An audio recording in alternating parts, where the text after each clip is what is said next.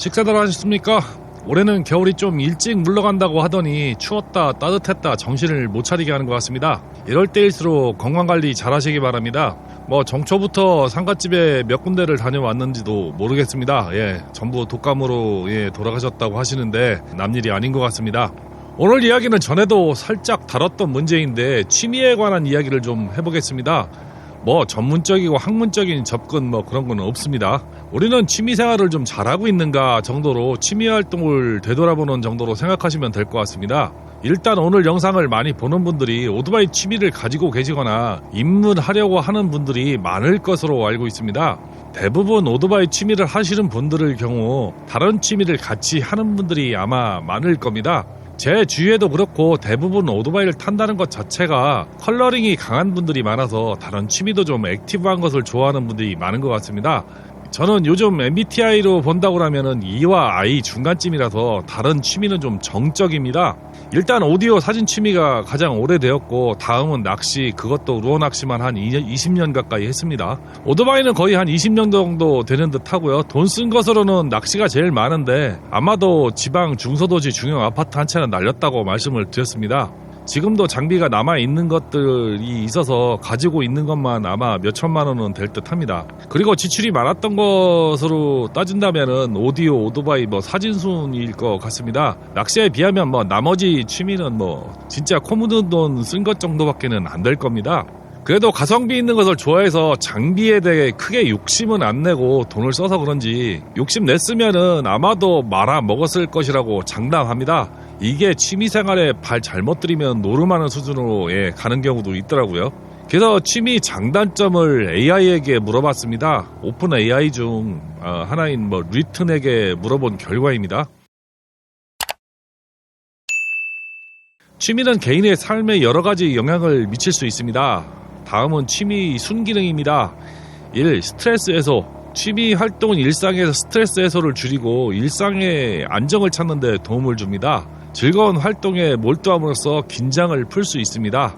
두 번째, 창의력 증진. 다양한 취미는 창의적인 사고를 촉진합니다. 예를 들어 미술, 음악, 글쓰기 등 활동은 새로운 아이디어를 발산하고 문제 해결 능력을 향상시킬 수 있습니다. 이렇게 되어 있습니다. 세 번째, 사회적 연결. 취미를 통해 사람들과 교류가 이루어질 수 있습니다. 동호회나 커뮤니티에 참여함으로써 새로운 친구를 사귀고 사회적 네트워크를 확장할 수 있습니다.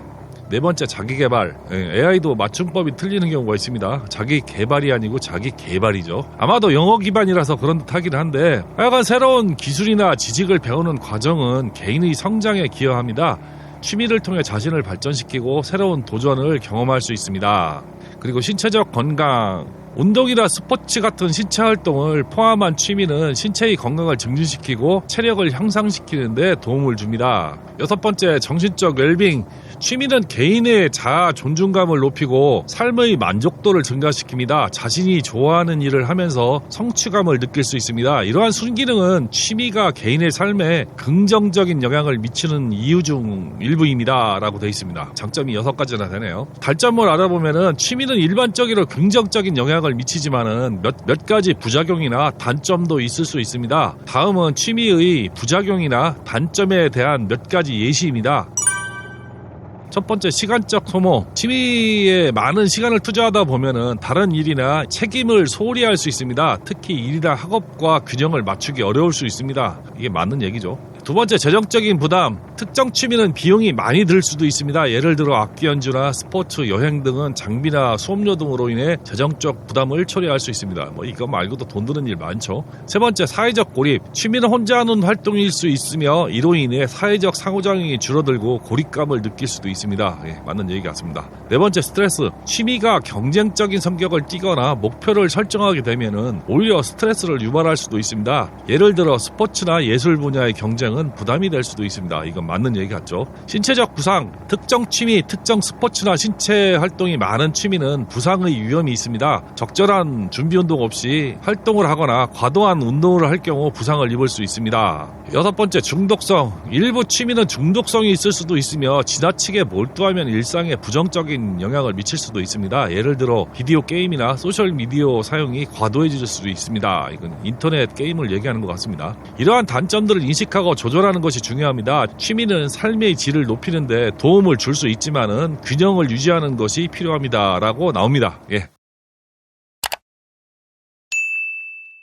AI도 우리가 알고 있는 아주 보편적이고 교과서적인 답변을 하고 있다는 것에 좀 놀랐습니다. 그런데 우리는 이런 취미 순기능만 취하고 역기능을 범하지 않는지 생각해볼 문제가 좀 있는 것 같습니다. 제 기억으로 취미를 교과 과정에서 배우는 것은 국민학교 3학년 때부터 시작하는 특별활동 시간이 아닌가 합니다. 요즘 방과후 활동으로 이름이 바뀌고 내용이나 적용 범위도 좀 바뀐 것으로 알고 있습니다. 하여간 우리는 이른 시기에 취미에 대해 배우고 실제 생활에 적용한다는 것은 누구나 아는 사실이고, 이게 교육과정에 반영된다는 것은 그만큼 중요한 삶의 일부라는 것을 인정할 수밖에 없는 것이라고 생각을 합니다. 또 삶에 찌들다 보면은 시간, 금전적인 문제로 취미 활동을 못하는 분들도 있고, 그러다 보니 마음 한구석에 항상 일탈이나 취미에 관한 욕구와 욕망을 간직하는 분도 계십니다. 그러다 퇴직이나 은퇴, 금전적, 시간적 여유가 생기면은 본격적인 취미 생활을 하시는 분도 계시고, 또 다른 한편에서는 어려운 상황 속에서도 꾸준히 취미 활동을 영위하면서 삶의 스트레스를 푸는 분도 계십니다. 저 또한 그랬고요. 아마도 취미 활동이 없었으면은 지금까지 살아있지도 못했을 것 같습니다. 진짜 아주 큰 위기를 취미로 극복을 했다고 해도 과언이 아닐 정도로 많이 도움을 받았습니다. 어쩌면 제 개인적인 입장에서는 취미 활동의 순기능을 정말 잘 이용했다고 생각은 하고 있지만은 남들이 볼 때는 절대 그렇게 보지 않는 시선도 일부 있을 수도 있습니다. 예전에 같이 근무했던 직원과 출장 가면서 취미 활동에 사용한 돈을 한번 계산해 본 적이 있습니다. 대충 연간 낚시 횟수와 평균 사용 금액, 장비에 투자한 돈을 계산해 보고 많은 돈이 들었다는 것에 저도 놀라고 직원도 놀라고 했던 기억이 납니다. 아마도 가족이 그 금액을 알았다면은 저는 지금 살아있지도 않을 것 같다는 생각이 들기도 합니다. 이런 것을 남들이 볼 때는 아주 부정적인 시각으로 볼 수도 있을 것 같습니다. 그렇다고 저는 뭐 이런 것만 있느냐? 그건 아니라고 생각을 합니다. 엄청난 스트레스를 해소했고 나중에는 직업으로 삼을 정도로 깊이감도 있었습니다. 뭐 그랬다고 저는 자의하고 싶습니다만은 꼭 성공한 것은 아닐 수도 있고 뭐 복잡한 신경이 얽혀 있기는 합니다. 이렇게 섣불리 취미 활동을 하는 것은 어려운 일인 것이고 또한 포기해야 할 것들이 의외로 많다는 것을 말씀드리고 싶습니다. 그래서 취미 활동을 올바르게 하려면은 꼭 해야 할 것과 버려야 할 것에 관한 이야기를 좀 해보려고 합니다. 첫 번째, 시간과 돈이죠. 아마도 취미생활의 가장 중요한 부분이고 필요한 부분이라고 생각되는 것이 시간과 돈 같습니다. 실제 이로 인해 취미 활동에 제약을 받는 분들이 많고요. 갈등을 유발하는 가장 중요한 요소라고 생각을 합니다. 어떤 취미도 가족이 같이 하거나 연인이 같이 즐기지 못한다면은 가족이나 연인은 많은 소외감을 느낄 수도 있습니다. 또 먹고 사는 것에 바빠서 취미를 엄두도 못 내는 경우도 실제 많고요. 취미에 시간을 너무 많이 사용하면은 갈등뿐만 아니고 생업에 지장을 주는 경우도 있는 것 같습니다. 저는 낚시할 때 그런 경우를 많이 좀 봤습니다. 실제 낚시하다가 이혼을 한 경우도 봤고, 바다낚시 갔다 섬에 고립되어서 직장을 잃는 경우도 봤고, 목숨을 잃는 경우도 있었습니다. 제 유튜브 댓글에도 먹고 사느라 바빠서 오토바이를 못 탄다는 댓글도 간혹 달립니다. 다 시간이 문제고 타이밍이 문제죠. 돈도 마찬가지입니다. 실제 금전적인 제한이 없으신 분들이야 수천만 원짜리 오토바이 그 자리에서 결정하고 박스 까는 것이 가능하지만은 그런 분들이 세상에 몇 프로 안 되죠. 그리고 그런 것을 쉽게 용납하는 가족도 많이 없을 것 같고요. 간혹 연세 지긋한 부부가 와서 오토바이 보고 아내분이 카드 꺼내서 몇 천만 원 결제해주는 부부도 몇몇 부부 보기는 했습니다. 그러나 그 반대의 경우가 훨씬 더 많은 것이 사실이죠. 뭘 봐, 가격을 속이는 것이 이 바닥에 니덕인 것을 보면은 결코 쉽지는 않은 것 같습니다. 부부나 연인이 같이 즐기는 분들 보면은 정말 부러운 것이 사실이기도 하고요. 간혹 부부라고 소개했는데 사람이 자꾸 바뀌는 경우는 제외하고 말입니다. 그래서 취미는 여건이 되면 하는 것이 맞는 것 같습니다. 두 번째, 마음속의 여유입니다. 어찌 보면 시간과 맞닿는 부분이 있는지도 모르겠지만은 마음의 여유가 있어야 오토바이 라이딩이나 취미 생활이 더욱 윤택해지는 것 같습니다. 라이딩 나갔는데 집에서 짜증 섞인 말투로 전화가 오거나 그러면은 라이딩 페이스가 깨지고 흐트러지죠. 실제로 낚시하는 도중에 와이프 전화 받고 낚시에 집중 못하는 케이스를 많이 경험해 봤습니다. 간혹 손을 떠는 사람도 봤고요. 업무의 과중한 속박과 가족과의 합의가 없을 때는 스트레스를 버리러 가는 것이 아니고 더 쌓아가지고 오거나 심지어 마음의 동요로 사고로 이어지는 경우도 있을 수도 있습니다. 제가 오토바이에 정식 입문한 샵의 사장이 투어 가서 와이프하고 부부싸움하고 홧김에 오토바이 타고 나갔다가 운명을 달리했습니다. 절대 마음이 안정이 안 된 상태에서는 오토바이를 탄다는 것은 거의 자살행위라고 저는 생각을 합니다. 오토바이 라이딩은 일상의 스트레스를 날리고 풀기 위해서는 너무 좋은 취미이기도 하지만은 그만큼 위험성도 있다고 저는 생각하는 편입니다. 달리며 오롯이 라이딩에만 집중하면은 일상을 잊기는 어느 취미보다 좋은 것은 인정합니다. 다만 심신의 안정이 선제 조건이겠죠. 세 번째, 갖춰야 할 것 중에 신체적 능력을 말씀드리고 싶습니다. 요즘 오토바이에 입문하고 싶다는 이야기를 많이 듣는 편입니다. 오토바이 유튜버 하고 있으니 그런 것이겠죠. 그래서 전화나 DM으로 조언을 듣고 싶어하는 분들이 많습니다. 어렸을 때 오토바이 탔던 분이나 오토바이 경험이 있으신 분이라면은 거의 저는 말리지는 않습니다. 어렸을 때 오토바이를 탔던 분이나 오토바이 경험이 있으신 분이 아니라면은 저는 거의 말립니다. 특히 가까운 사람일수록 더 말리는 편입니다. 만약 제가 야 한번 해봐 라고 조언을 했다가 입문을 했는데 결과가 좋지 못하면 그 원망을 제가 다 감당해야 할 수도 있기 때문이죠. 모르는 분에게 조언하는 경우는 상당히 조심스럽게 접근을 하는 편입니다. 어떤 분은 마음속에 특정 모델을 결정해놓고 질문을 하거나 아예 특정 오토바이를 계약하거나 구입해 놓은 상태에서 조언을 구하는 경우도 많이 봤습니다.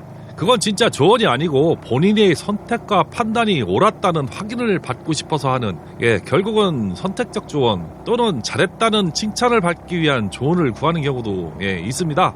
그런 경우에 만약 제가 아이고 왜 그런 걸 사셨어요? 아니면 왜 그런 걸 좋아해요? 라고 까딱 잘못해서 그분의 선택과 반대로 조언을 한다면은 저는 그분에게 이상한 놈이 되거나 아니면은 실력이 없는 놈으로 찍히기도 하고 종국에는 뒷담화의 소재거리만 되기 때문에 상당히 조심스럽죠. 이런 것은 하도 당해봐서 이런 말을 할 수 있는 것이겠죠. 낚싯대부터 무지하게 당해봤고 오디오도 그랬고요. 카메라도 그렇고 똑같습니다. 말이 됐는데 제가 50대 이상 늦은 나이에 오토바이에 입문하는 것을 극구 만류하는 이유는 한 가지입니다.